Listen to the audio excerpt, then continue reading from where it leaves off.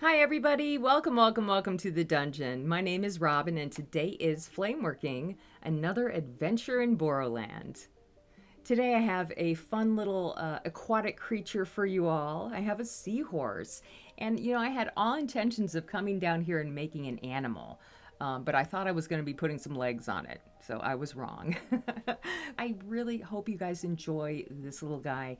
He's a lot of fun to make. It's perfect for beginners, especially in the Boro, because all you're focusing on is the body shape. And then you're adding fins and decorations. For those of you who haven't quite gotten into a lot of sculpture in Boro yet, this might be just the thing for you. And on that note, let's go ahead and get into this. I hope you're all doing safe and well out there. Thanks so much for joining me, and I will see you next time in the dungeon. All right, I'm going to start everything out with a nice thick rod of Boro. This is like an 8 to 9 millimeter rod. And I'm going to start to heat up, a couple inches, the length of the body of the seahorse. So I'm heating up like maybe about 3 inches of this rod, getting it nice and warm so when I go to add the color, it sticks really nice to it. And as I'm adding this color, it's so different from the soft glass, and I'm really kind of torquing on the color to get it to streak all the way down this Boro rod here. And I'm going to just add 3 different colors.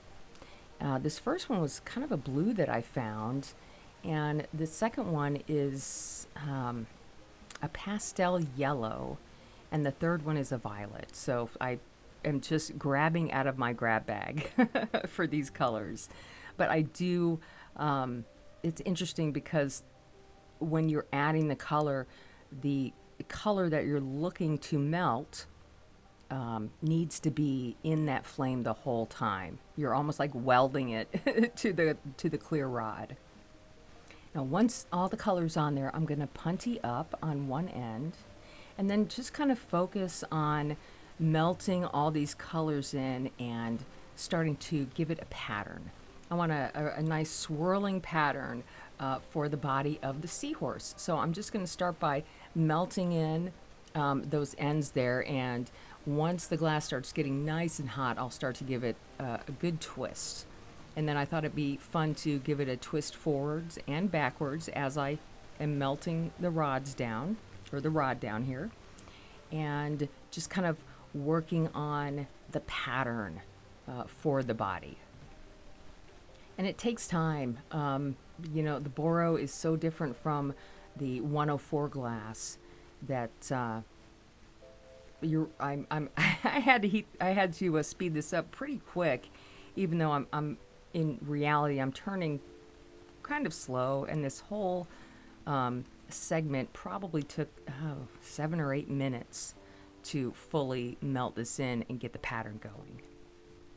But I say that, take your time, especially with the Boro. You want to take your time and get it moving, and yeah, there we have it. So at this point, I'm going to start heating up the bottom kind of half and start to pull that out into the bottom part of the seahorse, this long tail. And as I heat it up, I'm slowly coming out of the heat and giving it a final curl.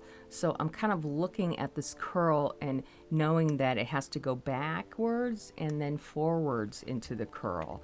So think about when you're doing this, you're thinking and you're looking at the body and you're imagining it how it would look finished. And that's how I'm kind of working these bends and curves in here. So I'm going to take a second to clean that up on the bottom. And I like the way that looks. That's good for the bottom tail. And now I want to punty it up so I can focus on the top half.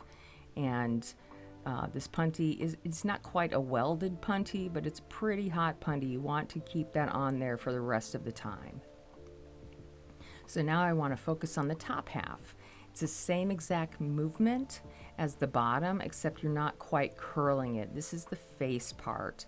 So I'm heating up above where the belly is, and I'm going to slowly start to pull that out. You don't want to pull anything out too quick. Take your time when you're pulling these out And as I am, pulling, I'm also moving the whole piece around so I can see all the parts. And I'm slowly going to pull that face out.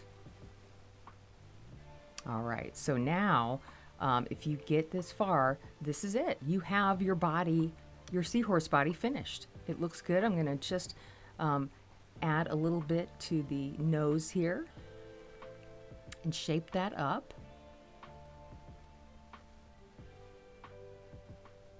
Pretty cool. Now at this point, all we have to do is add a fin and some dots, and maybe a couple of eyeballs or something, and we'll be done. So I'm going to go ahead and add a little bit of this glass, kind of a green color, to the back where I want the whole fin. So I'm just going to add it there, and I'm going to use a round dowel rod here just to give it a nice curve to the fin. And I'm not going to do a whole bunch of special things here. You can do whatever you want. I was actually going to add a third fin in the center, but it just never happened. So I ended up just pulling out a little bit of the top and bottom just to get it a little bit longer. And there's our fin. It doesn't have to be complicated. It can be very, very simple. All right, now here we're getting close to the end, and I want to go ahead and start adding a little bit more decoration. And I'm just going to be using some dots here. Now, a great thing to do if you are interested in making the seahorse and would be to look up a seahorse and see what it looks like, and let your imagination go from there. Now here is where I'm going to put the hook. It's not a great hook, but it's one way to put a hook on by adding dots on dots on dots and making them a little longer as you go. And then here I'm just going to kind of bring those two dots together. And that will form a little tiny loop on the top.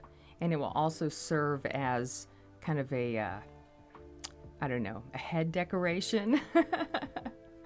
Either way, it will work. It's not perfect, but it's a loop. And we're almost here at the end. I'm just checking it out. I want to add these little tiny eyeballs here. I do try to keep, line them up nice and evenly. Doesn't always happen, so, sometimes you get an animal or an aquatic creature like this guy is with a little offset eyes, but you want to try to be careful to put them on nice and evenly on both sides. And then I have a little bit of a nose there, and I'm going to finish the tail on this side. Now the whole time I'm working on this, I do flash it in the flame, but you don't have to worry about it cooling down like you would for the soft glass. All right, here at the end, I'm just going to press those eyes down a little bit more. Yay, that looks good. Okay, now I'm just going to give this a nice heat. And where the punty is, I want to add another dot as well. So I'm just going to kind of bring some of the colors out here by getting it into that nice hot flame. It's looking good, and I want to make sure my tweezers are nice and hot before I grab this guy, and I'm going to gently break it off. Heat that area up, and I'm going to add just a touch more color there. And that is our finished seahorse, you guys. I hope you enjoy this one and give it a try. I would love to hear what you guys think. And on that note, I'll see you next time.